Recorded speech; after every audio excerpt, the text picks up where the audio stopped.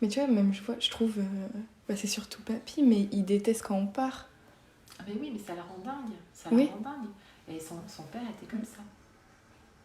Ouais, il a dû hériter ça de son père, parce que... Mais même nous, il nous traite, avec ta mère, il nous traite comme si on avait encore 12 ans et demi, si tu veux. Tu vois, c'est Oui. comment. Alors, je pense qu'Emma, elle a pris un peu du côté de papy, parce que je me souviens quand Emma est partie, tu sais, faire un stage de quelques mois en Espagne, il y a Oui, je m'en 3 ans, souviens. je me souviens que quand elle a quitté papy-mamie, elle a explosé en sanglots dans l'ascenseur, elle s'est blottie contre moi. Je me mais Emma, qu'est-ce qui se passe, quoi? Tu vois? Après, l'appréhension de partir, ok, mais tu veux, quitter ses parents, c'était dans la normalité, c'était pas grave, mais ce rapport, tu sais, où tu sais que tu vas partir par rapport à tes grands-parents, machin et tout, mais Emma, elle était effondrée, mais elle était inconsolable pendant je sais pas combien de temps, parce qu'elle avait peur de ne pas revoir ses grands-parents, elle disait parce que papy et mamie deviennent vieux, etc.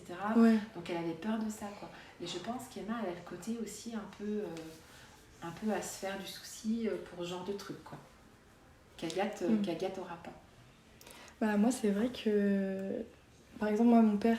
Quand je quitte mes parents pour Aix et que je suis en train, ça va, si tu veux.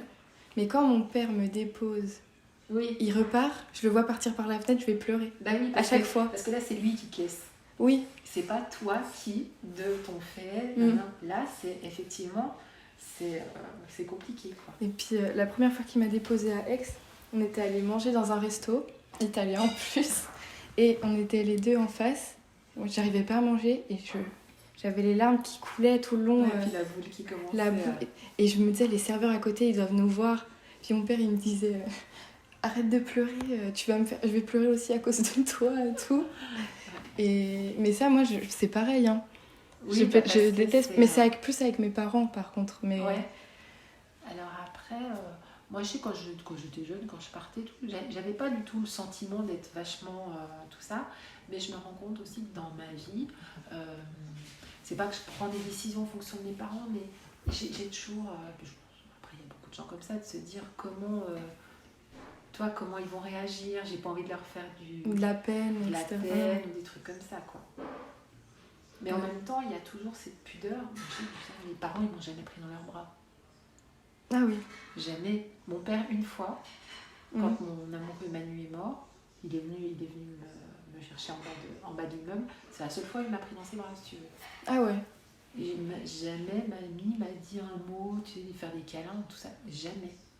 Alors, c'est pas qu'il ne m'aimait pas, c'était juste que... C'était comme ça. Je pense une pudeur, quelque chose.